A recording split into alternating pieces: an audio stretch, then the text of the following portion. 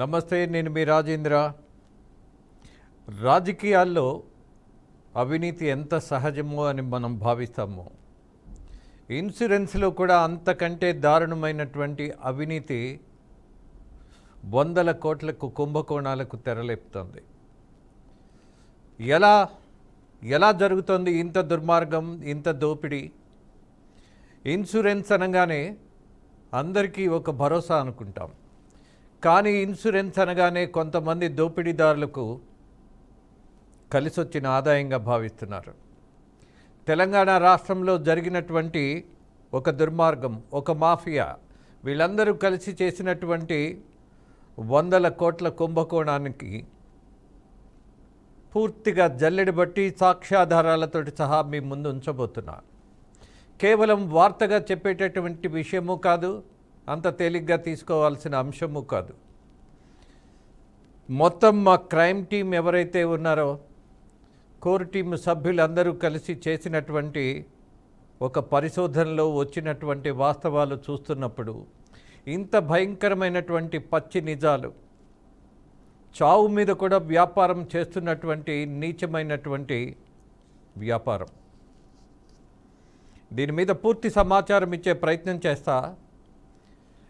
గ్రామాల్లోని నిరుపేద కుటుంబాలే లక్ష్యం. ఆయా కుటుంబాల్లో చనిపోయినటువంటి వ్యక్తుల ఇంటికి వెళ్ళి బేరాలు మేం చెప్పినట్లు చేస్తే డబ్బులు ఇస్తామని ఒప్పందం చేసుకుంటారు. చనిపోయిన వ్యక్తుల పాన్, ఆధార్, ఇతర డీటెయిల్స్కు చెందిన ధృవపత్రాల కాపీల సేకరణ మొట్టమొదటి స్టేజ్. ఆ తర్వాత మృతుడి నామినీ పేరు మీద కొత్త సిమ్ కార్డు, బ్యాంక్ ఖాతా రెండు ఓపెన్ చేసేస్తారు. అలాగే సిమ్ కార్డు కూడా సేకరిస్తారు. డాక్యుమెంట్స్తో చనిపోయినటువంటి వ్యక్తిపై ఇన్సూరెన్స్ పాలసీ కోటి నుంచి ఇంకా అవసరమైతే ఎంత పెంచవచ్చో అంత ప్రయత్నము చేస్తారు. తర్వాత ఇక్కడి నుంచి అసలు కథ ప్రారంభమవుతుంది. హైదరాబాదులో తమకు తెలిసిన హాస్పిటల్స్ను ఆశ్రయిస్తారు. బికాజ్ వీళ్ళు పార్ట్నర్స్ కాబట్టి. మొట్టమొదటిగా తెలిసినటువంటి హాస్పిటల్లో జనన మరణ ధృవీకరణ సర్టిఫికెట్స్ తీసుకుంటారు. అవి తీసుకొని వెళ్ళి మరో ప్రయత్నం ఎక్కడ చేస్తారు? ప్రభుత్వం దగ్గర. మున్సిపల్ శాఖలోని జనన అండ్ మరణ ధృవీకరణ పత్రాన్ని అక్కడ నుంచి ఒరిజినల్ తీసుకుంటారు. తీసుకున్న తర్వాత మరో స్టెప్ ముందుకు వేస్తారు. ఎలా? ఈ సర్టిఫికెట్ వచ్చిన తర్వాత కుటుంబ సభ్యుల ద్వారా అప్లై చేస్తారు ఇన్సూరెన్స్ కోసం. ఇక్కడే బ్యాంకు ద్వారా వెరిఫికేషన్ కోసం థర్డ్ పార్టీ ఎంట్రీ ఇస్తుంది. ఈ థర్డ్ పార్టీ దగ్గరే ఈ దొంగలు ఎవరైతే ఉన్నారో, ఈ దోచేసే వాళ్ళు ఎవరైతే ఉన్నారో వాళ్ళ ప్రయత్నం వాళ్ళతో కలిసి ప్రారంభమవుతుంది. ఈ థర్డ్ పార్టీ టీంతోనే ఇన్సూరెన్స్ దందా గ్యాంగ్ ఎప్పుడు టచ్లో ఉంటుంది. దాంతోపాటు టీంకు సదరు గ్యాంగ్ డబ్బు ముట్టజెప్పి నామమాత్రపు వెరిఫికేషన్తో ఆ వెరిఫికేషన్ను పూర్తి చేస్తుంది. మరొక స్టెప్, బ్యాంక్స్ నుంచి అప్రూవల్ లెటరు రావడంతో తమకున్న బ్యాంక్స్ సిబ్బందితో ఉన్నటువంటి ఒప్పందంతో వీళ్ళు మరో అడుగు ముందుకేస్తారు. అందులో భాగంగా ఇన్సూరెన్స్ అమౌంట్ ఏదైతే వచ్చిందో దాన్ని డ్రా చేసేస్తారు. ఎలాగో అప్పటికే వీళ్ళ దగ్గర nominee SIM card and details ఉన్నాయి కాబట్టి ఈ ప్రాసెస్ అంతా ఈజీగా జరిగిపోతుంది. ఇక్కడి వరకు సహకరించిన వాళ్ళెవరు? హాస్పిటల్ సిబ్బంది, జనన మరణ ధృవీకరణ ఇచ్చేటటువంటి మున్సిపల్ శాఖకు సంబంధించినటువంటి అధికారులు, ఉద్యోగులు. అలాగే ఒక బీద కుటుంబాన్ని ఎంచుకోవడమో లేకపోతే బలహీనంగా ఉన్నటువంటి మధ్యతరగతి కుటుంబాలను ఎంచుకోవడమో మొట్టమొదటిగా వాళ్ళ ప్రయారిటీ ఉంటుంది. అలాగే చనిపోయిన వాళ్ళ యొక్క ఐటీఆర్ చూస్తారు. ఐటీ రిటర్న్స్ ఎంత లోతుగా ఉన్నాయి, అలాగే ఎన్ని లక్షలు కట్టారు, దాన్ని బట్టి కూడా వీళ్ళ అంచనాల మేరకు ఈ చనిపోయిన వాడి మీద మనము 1 కోటి పాలసీ తీసుకోవచ్చా, 2 కోట్ల పాలసీ తీసుకోవచ్చా అన్నటువంటి అంచనాల మేరకు పాలసీ డబ్బులు మొట్టమొదటిగా వీళ్ళే కట్టేస్తారు. ఆ కట్టిన తర్వాత కొద్ది రోజులు, ఒక 6 నెలలు 8 నెలల తర్వాత ఎవరి పేరైతే పెట్టి వీళ్ళు పాలసీ తీసుకున్నారో, చనిపోయిన వ్యక్తే, బతికున్నవాడు కాదు, అది గుర్తుపెట్టుకోండి. చనిపోయిన వ్యక్తి ఎవరైతే ఉన్నారో ఆయన ఐటీ ఒక్కసారి పరిశీలిస్తారు. దాని మీద ఎంతవరకు మనము పాలసీ తీసుకోవచ్చు అనేటువంటి అంచనాలు వేస్తారు. ఆ అంచనాల తర్వాత ఫస్ట్ పాలసీ వాళ్ళే కట్టేస్తారు. కొంతమందికి సందేహం వస్తుంది, బతికున్నోడికి ఇన్సూరెన్స్ ఇస్తారు కానీ చనిపోయిన వాడికి ఎలా ఇస్తారు అని. ఇక్కడే ఒక లాజిక్ వాళ్ళకు ఉన్నది. ఆ లాజిక్తో వాళ్ళు గెలిచేస్తున్నారు. అలాగే పాలసీలు తీసేసుకునేటటువంటి అవకాశాన్ని బ్రహ్మాండంగా వాళ్ళు ఎగ్జిక్యూట్ చేస్తున్నారు. సో ఎక్కడైనా మోసం జరిగేప్పుడు కొన్ని ప్రశ్నలు వేసుకున్నప్పుడు మనలాంటి వాళ్ళకు సమాధానాలు దొరకవు. ఇది సాధ్యమా అనుకుంటాం. అసలు ఇన్సూరెన్స్ చేయాలంటే హెల్త్ చెకప్ ఉంటుంది కదా అని కొంతమంది అమాయకులు ప్రశ్నిస్తారు. కానీ ఇక్కడ అమాయకత్వానికి అవకాశం లేదు. మొత్తం చేసేవాడికి మన అమాయకత్వమే పెద్ద బేస్ అవుతుంది, పెద్ద సోర్స్ అవుతుంది, పెద్ద నమ్మకం పెరగడానికి అవకాశం అవుతుంది. సో గ్రామీణులు, అలాగే మధ్యతరగతి వాళ్ళు, అలాగే పట్టణాల్లో ఉన్నటువంటి వాళ్ళను టార్గెట్ చేయటం, ఆ కుటుంబాల దగ్గరికి వెళ్ళి మాట్లాడడం, మేము చెప్పినట్టుగా చేస్తే చాలు మీకు లక్షల డబ్బులు వస్తాయి అన్నటువంటి ఒక ఆశ చూపిస్తారు. కానీ మొత్తం స్కామ్ చేసిన తర్వాత వాళ్ళకి లక్షల్లో కాదు, పాపం వేలల్లోనే అతి కొద్ది మొత్తాన్ని వాళ్ళు ఇచ్చేసి, వీళ్ళు మాత్రం వీళ్ళ దగ్గరే అన్నీ బ్యాంకుకు సంబంధించినవి ఉంటాయి, అలాగే ఏటీఎంకు సంబంధించినవి ఉంటాయి, చెక్ బుక్ వీళ్ళ దగ్గరే ఉంటుంది, అన్నీ వీళ్ళే ఒక్కరే వ్యవహరిస్తారు. కాబట్టి అందరినీ ఎవరైతే ఇందులో భాగస్వాములుగా తీసుకుంటారో వాళ్ళందరికీ అప్పటికప్పుడే డబ్బులు ఇచ్చేసి క్లోజ్ చేసుకొని ఆ సర్టిఫికెట్స్ తీసుకోవటం, అలాగే ఆ పాలసీ తీసుకోవడం, అలాగే ఎవరైతే బాధితులు ఉన్నారో ఆ బాధితుల దగ్గరికి వెళ్ళి మొట్టమొదటిగా వాళ్ళకేదో ఒక చిల్లర జస్ట్ లైక్ టిప్ లాగా ఇచ్చేసి వాళ్ళకు ఆశ పెట్టేసి, ఆ ఆశలో వాళ్ళు పాపం ఒక రకమైనటువంటి మానసికమైన దౌర్బల్యంలో ఉంటారు. ఎందుకని కుటుంబంలో ఒకరు చనిపోయారు, ఆ బాధలో ఉన్న వాళ్ళకి ఏదో కొంత ఆర్థికమైనటువంటి సపోర్ట్ వస్తుంది అని అంటే నమ్మేస్తారు. ప్రమాదం ఏంటో వాళ్ళకి తెలియదు, అందులో ఉన్నటువంటి లోతు అసలు అర్థం కానివ్వరు. ఈ దశలో జరిగినటువంటి మొత్తం స్కామ్ ఏదైతే ఉన్నదో, మహబూబ్ నగర్ జిల్లా వేదికగా కొన్ని కుటుంబాలను టార్గెట్ చేస్తూ అక్కడ చేసినటువంటి దురాగతం, ఇన్సూరెన్స్ పేరుతో లేనివాడిని, పేదవాడిని, మధ్యతరగతి వాడిని, అలాగే డబ్బున్నోడిని కూడా మొత్తాన్ని కట్టగట్టి వీళ్ళు మాత్రం కట్టలు డబ్బులు సర్దేసుకున్నారు. ఆ వివరాలు మీకు మీ ముందు పెట్టడానికి నాతో పాటు నా కొలీగ్ మిస్టర్ ఇనారెడ్డి ఉన్నారు. ఎస్ ఇనారెడ్డి,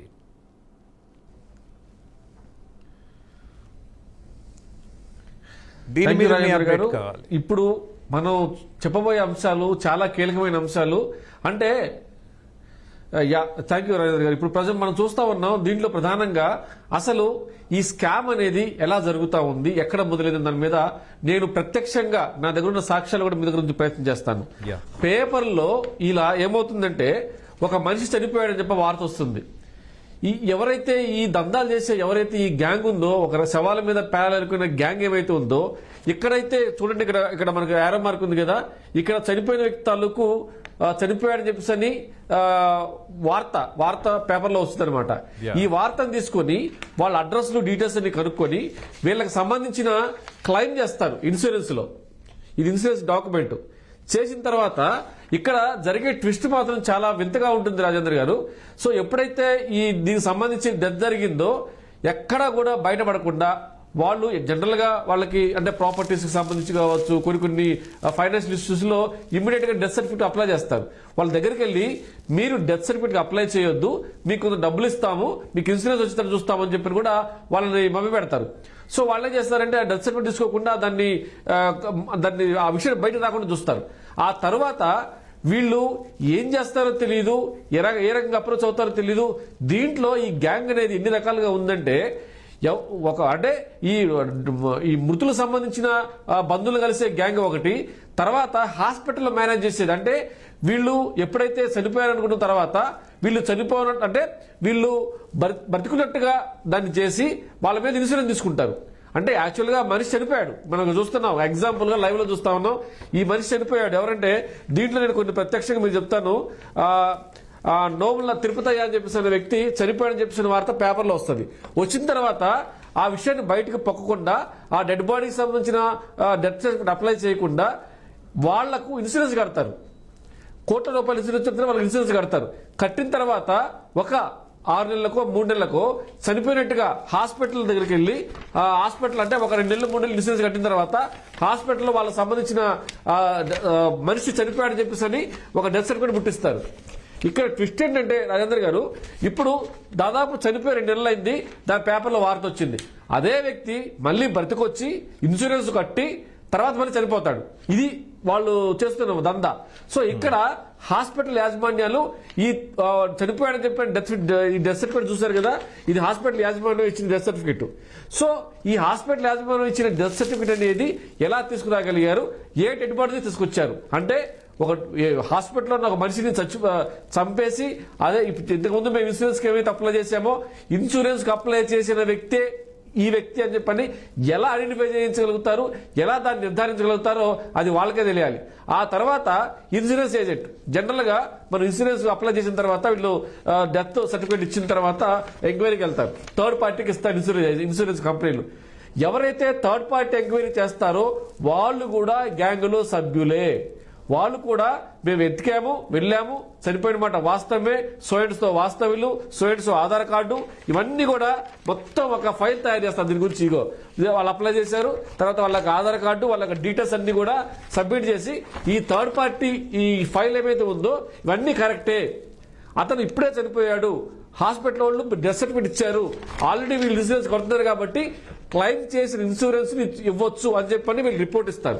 ఇక్కడ మరో ట్విస్ట్ కూడా రాజేంద్ర గారు ఏం చేస్తారంటే ముందుగానే ఏ మనిషికి అయితే ఇన్సూరెన్స్ తీసుకొని చనిపోయిన వ్యక్తికి సంబంధించి డబ్బులు తీసుకోవాలనుకుంటారో వాళ్ళ పేరు మీద బ్యాంక్ అకౌంట్లు, వాళ్ళ పేరు మీద సిమ్ కార్డులు, వాళ్ళ పేరు మీద ఆధార్ అన్ని తీసుకొని వీళ్ళ దగ్గర పెట్టుకుంటారు. సో రేపొద్దున ఇన్సూరెన్స్ క్లెయిమ్ చేస్తారు కదా, ఎప్పుడైతే చనిపోయారని చెప్పేసి హాస్పిటల్ ధృవీకరించిన తర్వాత ఈ ధృవీకరణ సర్టిఫికెట్, డెత్ సర్టిఫికెట్, తర్వాత క్లెయిమ్ చేసిన సర్టిఫికెట్, తర్వాత దీనికి సంబంధించి ఇన్సూరెన్స్ క్లెయిమ్ ఇవన్నీ కూడా సబ్మిట్ చేసిన తర్వాత థర్డ్ పార్టీ వాళ్ళు కూడా గ్యాంగ్లో సభ్యులే కాబట్టి కరెక్టే, అతను ఇప్పుడే చనిపోయాడు అంటే కొన్ని అనారోగ్య కారణాల వల్ల చనిపోయాడు అని చెప్పేసి దానికి సంబంధించిన ఫైల్ మొత్తం సబ్మిట్ చేసి ఇది కరెక్ట్ అని చెప్పని కంపెనీకి ఇస్తారు. కంపెనీకి ఏం తెలుసు, థర్డ్ పార్టీ సంబంధించిన ఎవరైతే ఎంక్వైరీ ఉన్నారో వాళ్ళు చెప్పింది నమ్ముతారు. అలాగనే హాస్పిటల్ సంబంధించిన యాజమాన్యాలు ఏమైతే ఉన్నాయో వాళ్ళు ఇచ్చిన డెత్ సర్టిఫికేట్ కూడా అది అఫీషియల్ సర్టిఫికేటే కదా, hospital authorised hospital death certificate. So ఇవన్నీ ఇచ్చిన తర్వాత ఇన్సూరెన్స్ కంపెనీ ఏం చేస్తుంది, డబ్బులు రిలీజ్ చేస్తూ ఉంది. ఇక్కడ కూడా ట్విస్ట్ ఉందండి, డబ్బు రిలీజ్ చేసిన తర్వాత ఈ డబ్బులు ఎవరికి వెళ్తాయి, ఈ దందా చేస్తున్న గ్యాంగ్ సభ్యులు చనిపోయిన వ్యక్తికి ముందుగానే ఒక బ్యాంక్ అకౌంట్ తీసుకుంటారు కాబట్టి ఆ బ్యాంకులో డబ్బులు పడిపోతాయి. అది 1 కోటి 2 కోట్ల 3 కోట్ల ఆ ఇన్సూరెన్స్ క్లెయిమ్ను బట్టి అంటే మాక్సిమం ఎంత డబ్బులు వస్తాయో, ఎంత డబ్బులు అయితే రాగలవో ఈ థర్డ్ పార్టీ సభ్యులు వాళ్లే కాబట్టి దానికి సంబంధించిన క్లెయిమ్ అంతా కూడా పర్ఫెక్ట్ గా ప్లాన్ చేసి ఆ అకౌంట్ లో పెడతాడు చేస్తారు. సో ఆ అకౌంట్ బాధ్యుల దగ్గర ఉండదండి, అది వీళ్ళ దగ్గర ఉంటుందంటే చనిపోగానే వీళ్ళు ఏమైతే డాక్యుమెంటేషన్ తయారు చేస్తారో ఈ కట్ట ఏమైతే ఉందో దీంట్లో భాగంగానే బ్యాంక్ అకౌంట్లు కూడా వీళ్ళే క్రియేట్ చేసి దానికి సంబంధించిన మొబైల్, ఇప్పుడు బ్యాంక్ అకౌంట్లో డబ్బులు పడగానే ఇప్పుడు ఓటీపీ సిస్టమ్ వచ్చింది కాబట్టి దానికి సంబంధించిన సిమ్ కార్డు కూడా ఎప్పుడైతే ఈ డెత్ వచ్చిందో పేపర్లో వచ్చిందో అప్పటి నుంచే కథ మొదలు పెడతారు. కాకపోతే ఈ డెత్కు సంబంధించి పేపర్లో మాత్రమే ఉంటుంది, ఎక్కడా బయటకు రాదు, ఎక్కడ దాన్ని బయటకు వచ్చేటట్టు చెప్పరు వాళ్ళు. వాళ్ళ బంధువులు కలిసి మీరు లక్షల డబ్బులు ఇస్తామని మోసం చేస్తారు. చివరికి ఆ డబ్బులు బ్యాంకులో పడగానే అందరూ పనిచేసుకుంటారు. ఒకటి కాదు, 2 కాదు, మనం దాదాపుగా మన దగ్గర కావాల్సిన ఎవిడెన్స్లు అన్నీ ఉన్నాయి. ఈ విషయం మీద రాజేంద్ర గారు ఇన్సూరెన్స్ కంపెనీలు అలర్ట్ అవ్వాలి, బ్యాంకులు అలర్ట్ అవ్వాలి. మరి దీంట్లో దొంగలుగా ఉన్న హాస్పిటల్స్ యొక్క షేర్ ఎంత, దీంట్లో థర్డ్ పార్టీగా ఉన్న ఇన్సూరెన్స్ థర్డ్ పార్టీ ఏజెన్సీల షేర్ ఎంత, ఎంతమంది గ్యాంగ్ ఉన్నారు, ఎంత వసూలు చేశారు, అన్ని విషయాలు కూడా బీఆర్కే న్యూస్ దగ్గర ఉన్నాయి. ఖచ్చితంగా ఈ విషయం మీద పూర్తిస్థాయి ఎంక్వైరీ కనుక చేస్తే ఎవరైనా ఎంక్వైరీ కమిషన్ వచ్చినా ఎంక్వైరీ చేసినా మేము పూర్తి విధానం సిద్ధంగా ఉన్నాం. మేము వేగ్గా వేయట్లేదు, ఆషామాషిగా వేయట్లేదు. శవాల మీద పేలాలు ఎరుకునే ఎవరైతే ఉన్నారో వాళ్ళ గుట్టు నడిచడానికే ప్రతి ఎవిడెన్స్ కూడా మన దగ్గర ఉంది. వాళ్ళు చనిపోయిన వార్త, తర్వాత వాళ్ళు బతుకున్నట్టుగా వాళ్ళు ఇన్సూరెన్స్ క్లెయిమ్ చేయడం. Yes mister Reddy, first I would like to appreciate your effort. మీ టీం అందరూ కలిసి చేసినటువంటి పరిశోధనలో ఇంత లోతైనటువంటి అంశాలు మీరు వెలుగులోకి తీసుకురావడం, దాంతోపాటు ఎవరైతే నిందితులుగా ఉన్నారో వాళ్ళని మీరు ఐడెంటిఫై చేయడంలో మొట్టమొదటిగా మీకు దొరికినటువంటి లీడ్ ఏంటి, ఎలా ప్రారంభించారు?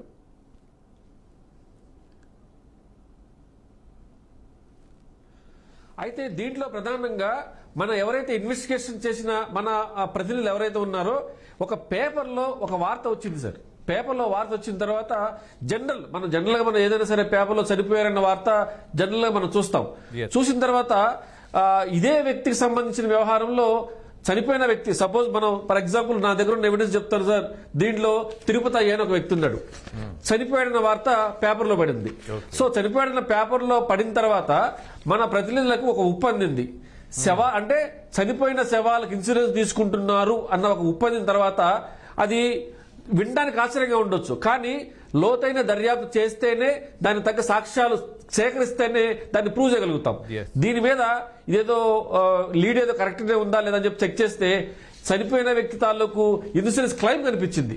అరే ఆల్రెడీ చనిపోయాడు కానీ బతికినట్టుగా క్లెయిమ్ వచ్చింది, ఎలా వచ్చింది అన్న దాని మీద ఒక్కోటి తవ్వుకుంటూ పోతే కొన్ని రోజుల తర్వాత ఎక్కడైతే క్లెయిమ్ వచ్చిన తర్వాత కొన్ని రోజుల తర్వాత హాస్పిటల్లో డెత్ సర్టిఫికేట్ రిలీజ్ అయిపోయింది. అరే చనిపోయి 6 నెలల పైన 3 నెలల పైన అయిపోయింది, మరి ఈమెకు సంబంధించిన డెత్ సర్టిఫికేట్ ఎలా వచ్చింది?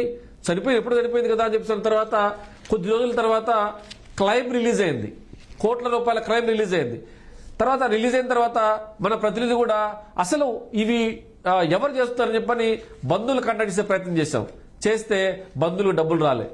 తర్వాత ఎప్పటికో వీళ్ళు క్లెయిమ్ చేసిన డబ్బులేమో కోట్లలో ఉంటే బాధితులకి 3 లక్షలు 4 లక్షలు ఇచ్చి దాన్ని మసిమూసి మారేడుకాయ చేశారు.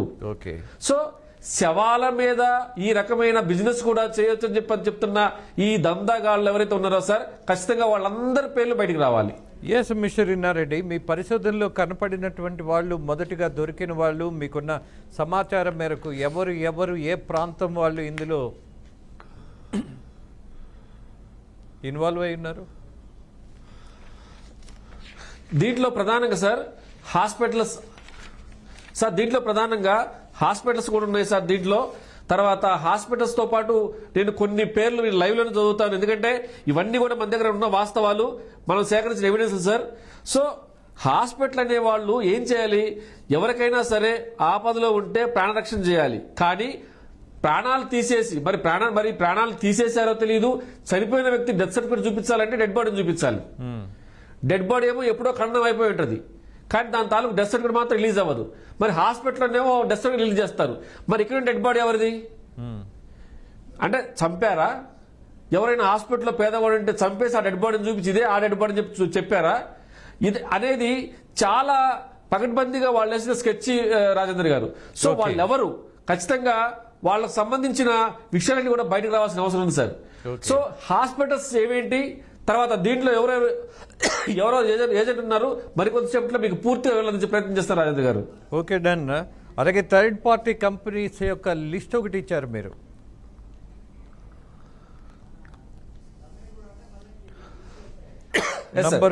నంబర్ 1 తెనాలి ఏపీ, ఆంధ్రప్రదేశ్కు సంబంధించి Tenali third party companies list ఒకటి ఇచ్చారు మిస్టర్ ఇన్నారెడ్డి. రాజేంద్ర కుమార్ పేరు. సెకండ్ ఐఫాక్ట్ name Shivakumar. First originated in Guntur, then shifted to Hyderabad. Am I right? And the third company name Prime Investigation. Yes sir, correct sir. Place Vizag. I can give you the phone number also. Yes sir, sir. Yeah. Yes sir. So who are all these third party? Yes sir.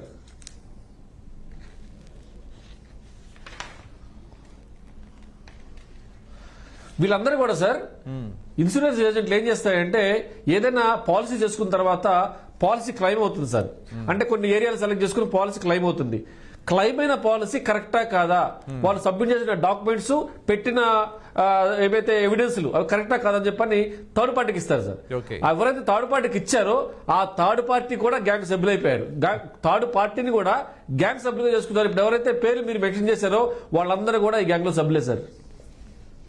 King pin ఒక ఆయన ఉన్నాడు ఈ దందా మొత్తానికి. మొన్న I think పూర్తి పేరు నాకు ఇంకా అందలేదు, యుఎస్ అనుకుంటాను. అతను main candidate, main kingpin అతనే అనుకుంటా ఈ దందాకి. Yes sir, yes sir.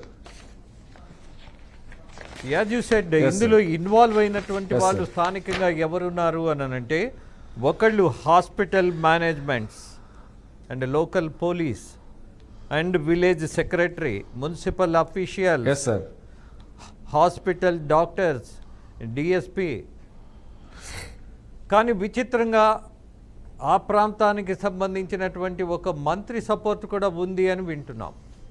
But నా దగ్గర పూర్తి ఆధారాలు లేకుండా నేను అలా పేర్లు చెప్పలేను, మీరు చెప్పరు కాబట్టి. Yes, sir. కాంగ్రెస్ మంత్రి హస్తం ఉంది, sir. ఉన్నంత సమాచారం మేరకు somebody there from Yes, the sir. Political field. What you say? Yes sir, ఉంది సార్. ఈ థర్డ్ పార్టీ కంపెనీస్ ఉమ్మడి జిల్లా మహబూబ్నగర్ జిల్లా నుంచి దందా స్టార్ట్ అయింది సార్. ఓకే, ఇది మీ పరిశోధనలో ఒక్క మహబూబ్ నగర్ జిల్లా వరకే పరిమితమైందా, మిగతా జిల్లాలకు కూడా విస్తరించిందా ఇది?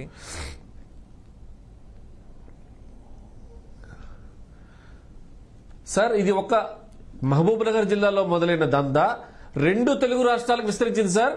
ఓవరాల్ గా మన ఇన్వెస్టిగేషన్ తేలిన లెక్క వచ్చేసి వీళ్ళు శవాల పేరుతో డ్రా చేసిన డబ్బులు 100 కోట్లు సార్. ఓ, వెరీ సర్ప్రైజింగ్. 100 కోట్లు కుంభకోణం చేసేంత వరకు. సార్ ఇంకొకటి సార్, ఎవరైనా ఇన్వెస్టిగేషన్ ఏజెన్సీ కనుక వచ్చి ఎస్ యూ ప్రొసీడ్.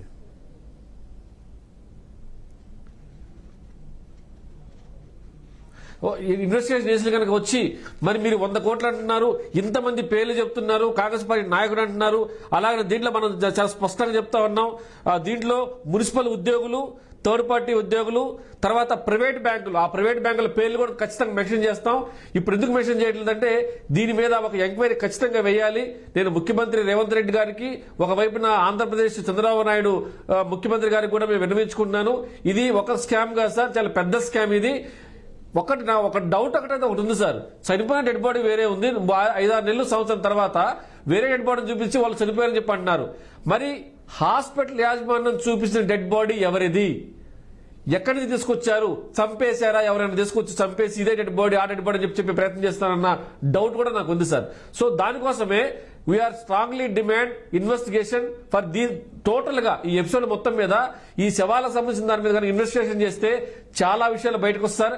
పోలీస్ ఆఫీసర్లే కాదు, రాజకీయ నాయకులే కాదు, మున్సిపల్ ఇదే కాకుండా హాస్పిటల్స్ థర్డ్ పార్టీ ఏజెన్సీలు టోటల్ సార్ 700 మందికి పైబడి దాదాపుగా ఈ స్కామ్ లో ఉన్నట్టు మనకు సమాచారం ఉంది సార్. అంటే చిన్న చితకతో కలిపి.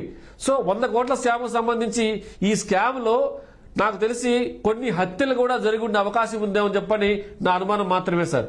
ఎందుకంటే హాస్పిటల్లో డెడ్ బాడీ చూపిస్తున్న శవాలు ఎవరివి, అక్కడ డెడ్ బాడీ లేదు, ఎప్పుడో ఖండన చేశారు కాబట్టి డెడ్ సర్టిఫికేట్ తీసుకోలేదు. కానీ ఇక్కడ మీరు చూపించిన డెడ్ బాడీ ఎవరిది, చంపేశారా, చనిపోయిన వాళ్ళ శవాలను చూసుకొచ్చి అదే శవం అని చెప్పన్నారా, ఎలా మేనేజ్ చేయగలిగారు? ఇది మామూలు ఇష్యూ కాదు సార్. ఇది లోకల్ గా ఒకవేళ కనుక ఎంక్వైరీ కనుక జరిగితే మంచి మాటిగా చేస్తారు. Yes sir. అలాగే ప్రభుత్వ ఆసుపత్రుల్లో కొన్ని అన్ఐడెంటిఫైడ్ బాడీస్ దొరుకుతాయి. చాలా కష్టంగా ఉంటుంది ఈ విషయాలను ఇలా చర్చించటం. ఆ బాడీలను అక్కడ ఉన్నటువంటి వాళ్ళే పోస్ట్ మార్టం చేసి పక్కన పడేసి చేయడానికి ఏమీ లేక రోజుల తరబడి అక్కడ ఉంచలేక కంపు కొడుతున్నటువంటి పరిస్థితుల్లో కూడా అనేక ప్రభుత్వ ఆసుపత్రుల ముందు ఆ శవాలు అలా పడున్నాయి కొద్ది రోజులుగా చూసినటువంటి అనుభవం కూడా చాలామందికి ఉంటుంది. అలాంటివి క్లెయిమ్ చేసే అవకాశం ఉంటుంది. యాజ్ యూ సెడ్, ఇంత దారుణానికి తెగబడుతున్న వాళ్ళు అవసరమైన చోట ఏ భిక్షగాడినో చంపేసి తీసుకొచ్చి మళ్ళీ అక్కడ శవంగా మార్చే అవకాశం ఉంటుందేమో. I don't know, maybe possibility there as you mention. But చిన్న బ్రేక్ తీసుకుంటాను మిస్టర్ ఇన్నారెడ్డి. దీని మీద మరింత సమాచారం మీరు అన్నట్టుగా రెండు రాష్ట్రాల ముఖ్యమంత్రులతో పాటు హోమ్ మినిస్టర్లతో పాటు అలాగే సంబంధిత అధికారులందరికీ సమాచారం పంపించేటటువంటి ప్రయత్నం మాత్రం ఆగదు. ఆ ప్రయత్నం మనమే చేద్దాం. ఇన్సూరెన్స్ కంపెనీలను ఇంత మోసం చేయొచ్చా అన్నటువంటి ప్రశ్న ఇక్కడ మనకు ఉత్పన్నమవుతుంది. అసలు ఇన్సూరెన్స్ల కంపెనీల సహకారం కూడా లేకుండా ఇలా చేయగలమా? అలాగే స్థానికంగా ఉన్నటువంటి అధికారులు కావచ్చు, లేకపోతే సర్పంచ్ అవ్వచ్చు, లేదా చైర్మన్ అవ్వచ్చు, హూ ఎవర్ మే బీ, ఆ ప్రాంతానికి సంబంధించినటువంటి స్థానికుల సహకారం లేకుండా ఈజ్ ఇట్ పాసిబుల్? అండ్ మూడోది, హాస్పిటల్స్ వాళ్ళ ప్రమేయం చాలా ఉంటుంది ఇక్కడ. వాళ్ళు ఇచ్చే సర్టిఫికెట్లే ఈ మొత్తం మోసానికి కూడా ఒక కేంద్ర బిందువు అవుతుంది. వాటిల్ని తీసుకొని వెళ్ళి మున్సిపల్ అధికారుల దగ్గర జనన మరణ ధ్రువపత్రాలను సేకరించడంలో స్థానికంగా ఉన్నటువంటి అధికారుల యొక్క సపోర్ట్ లేకుండా ఈ కుంభకోణం జరగదు. అదైన తర్వాత మళ్ళీ థర్డ్ పార్టీ పరిశీలన, బ్యాంక్ నుంచి వస్తున్నటువంటి వాళ్ళు చేసినటువంటి పరిశోధన కావచ్చు, అలాగే ఇన్సూరెన్స్ కంపెనీల యొక్క వాళ్ళ బాధ్యత ఏదైతే ఉన్నదో ఆ బాధ్యత మేరకు ఎవరు చనిపోయారు, ఎక్కడ చనిపోయారు అన్నటువంటి పరిశోధన కూడా జరగాలి. అది జరగకుండా ఎలా తప్పిస్తున్నారు, ఎలా మభ్యపెడుతున్నారు అన్నది కూడా ప్రధాన అంశం. ఇది అయిపోయిన తర్వాత క్లెయిమ్ తీసుకుంటున్నటువంటి వాళ్ళు ఎవరు? ముఖ్యంగా ఇప్పటి వరకు పరిశోధనల్లో మన వాళ్ళకు వచ్చినటువంటి సమాచారం మొత్తం ఏదైతే ఉందో, సర్పంచ్ ఇందులో సపోర్ట్ ఇచ్చారా, అలాగే మరెవరు ఇందులో ప్రధాన పాత్ర వహించారు అన్నటువంటి సమాచారం కూడా ఇప్పుడే ఎస్ మిస్టర్ ఇన్నారెడ్డి, ఎవరి పేర్లు మీకు ముందుగా ఈ పరిశోధనలో ఎవరెవరు ఈ స్కామ్లో భాగస్వాములు అయ్యారు అన్నది కేటగారికల్గా వాళ్ళ డీటెయిల్స్ మొత్తం మీ దగ్గర నుంచి ఆశిస్తున్నా.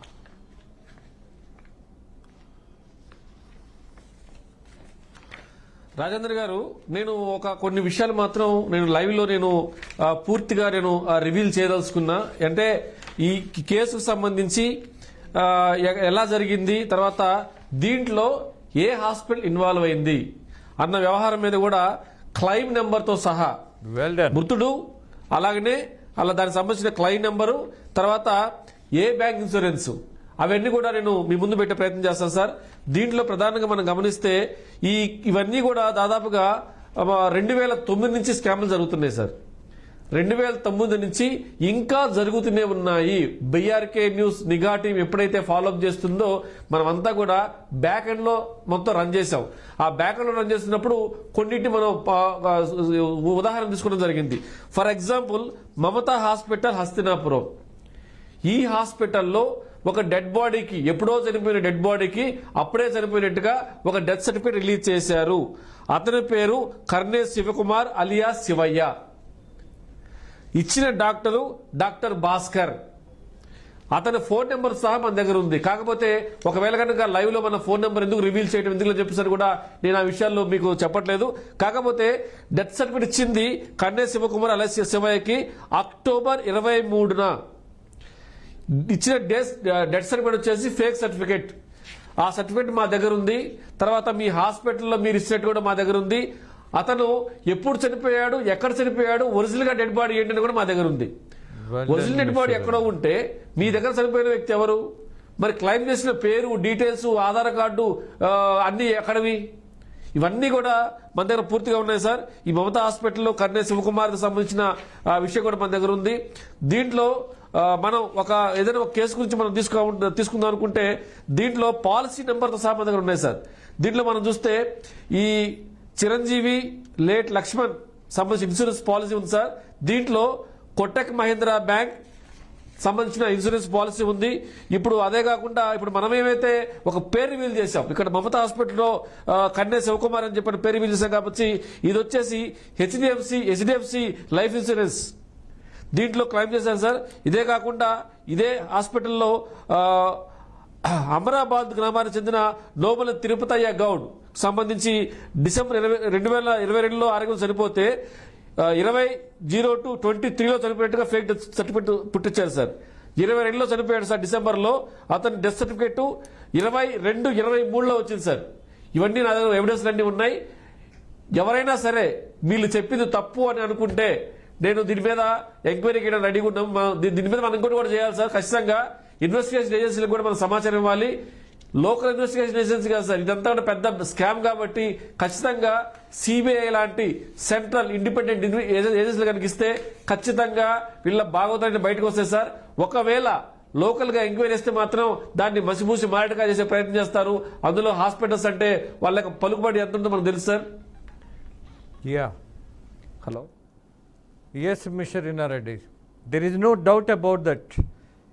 ఇంత లోతైనటువంటి పరిశోధనలో మనకు దొరికినటువంటి ఆధారాలు ఏవైతే స్పష్టంగా కనపడుతున్నాయో దాని మీద వీ హ్యావ్ టు డిమాండ్. మన బాధ్యత మనం నెరవేర్చాం. ఏదైతే సమాచారం ఉన్నదో స్పష్టంగా జరిగినటువంటి ఈ కుంభకోణంలో ఎవరు ఇంతవరకు పాత్రధారులుగా ఉన్నారో వాళ్ళ ఆధారాలు మొత్తం ఇస్తున్నాం. Department, I mean police department చొరవ తీసుకుంటుందా, లేకపోతే రాష్ట్రానికి సంబంధించినటువంటి మంత్రుల, ముఖ్యమంత్రుల ఎవరు అనేది చూద్దాం, వేచి చూద్దాం. బట్ ఇక్కడ మాత్రం అమాయకులను మోసం చేసి అడ్డగోలుగా సంపాదించేటటువంటి వ్యవహారంలో నిమగ్నమైన వాళ్ళ పేర్లు, అలాగే వాళ్ళకి సపోర్ట్ ఇచ్చినటువంటి ఆధారాలు, ఆ వ్యక్తులు, ఆ డాక్టర్సు, ఆ అధికారులు, వాళ్ళందరి మీద చర్యలు ఉండేటటువంటి పరిస్థితిని మాత్రం ఇప్పటి నుంచే, ఈ క్షణం నుంచే ఇనిషియేట్ చేయించాల్సిన అవసరం చాలా ఉంది. ఇలా లేనాడినో, బీదాడినో, గ్రామీణునో, లేకపోతే మధ్యతరగతి వాళ్ళనో, పట్టణాల్లో ఉన్నటువంటి కొంతమందిని బలి చేయడం అనేది, రేపేదైనా ఒక ప్రమాదం జరిగితే ఆ ప్రమాదంలో అమాయకులైనటువంటి జనం కూడా ఇందులో దోషులుగా మిగిలిపోయే ప్రమాదం ఉన్నది. దోచుకున్నవాడు సేఫ్. బికాజ్ మీరు అన్నట్టుగా 2009 నుంచి ఇప్పటి వరకు ఇదే నడుస్తుంది అని అంటే ఎంత దారుణం, ఎంత నిర్లక్ష్యం. కళ్ళు మూసుకున్నటువంటి వ్యవస్థ ఇలాంటి నేరస్తులకు బాగా ఉపయోగపడుతుంది. సో దీనికి సంబంధించి మాత్రం మీరు ఇచ్చినటువంటి సమాచారం, ఎస్ మీరు అన్నట్టుగా కొంతవరకే సమాచారం, అవసరమైనంత వరకే సమాచారం, అలాగే మిగిలినది ఎప్పుడు ఎవరికి అవసరమో వాళ్ళకి అందజేసేటటువంటి బాధ్యత. ఏది పడితే అది మాట్లాడాల్సిన అవసరం లేదు అన్నదానికి ఇదే నిదర్శనం. సార్ మీరు అన్నమాట ప్రకారం ఒక పని చేద్దాం అనుకున్నాం సార్. ఎస్ సార్, మీరు అన్నదాన్ని ఒక ప్రయత్నం చేస్తాం సార్. ఏమైతే మన దగ్గర ఎవిడెన్స్లు అయితే ఉన్నాయో ఈ ఎవిడెన్స్లన్నీ తీసుకెళ్లి ఇన్వెస్టిగేషన్ ఏజెంట్కి సబ్మిట్ చేస్తాము మన లీగల్ టీంతో సహా. న్యాయం అనేది మొదలవ్వాలంటే స్టోరీ వేయడంతో బాధ్యత ఆగిపోదు సార్.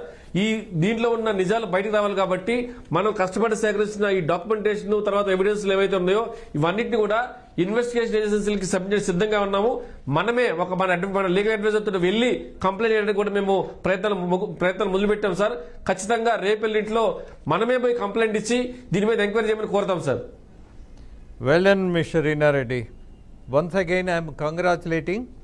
అండ్ ఫైనల్గా మీరు ఏదైతే ఈ ప్రయత్నం చేశారో, శోధించారో, పరిశోధించారో, అలాగే ఆధారాలు సేకరించారో వాటిని అన్నిటినీ అవసరమైతే మళ్ళీ అధికారులను హెచ్చరించడమో, అభ్యర్థించడమో, ఇనిషియేట్ చేయించడమో. ఎస్, ఎప్పుడైనా నిజాయితీ కలిగినటువంటి జర్నలిజం ఎలా ఉండాలి అని అంటే కొన్ని విషయాలలో వార్త ఇచ్చేసి వదిలేస్తే కుదరదు. అది మన కోర్ టీంకు ఉన్నటువంటి నమ్మకం, సిద్ధాంతం. సో కాబట్టి దీనికి సంబంధించి ఏదైతే ఒక దురాగతం జరిగిందో, ఒక దోపిడీ జరిగిందో, ఒక అమాయకుడు మోసపోయాడో దీన్ని మాత్రం ఇంతటితో వదిలేసే పరిస్థితి ఉండదు.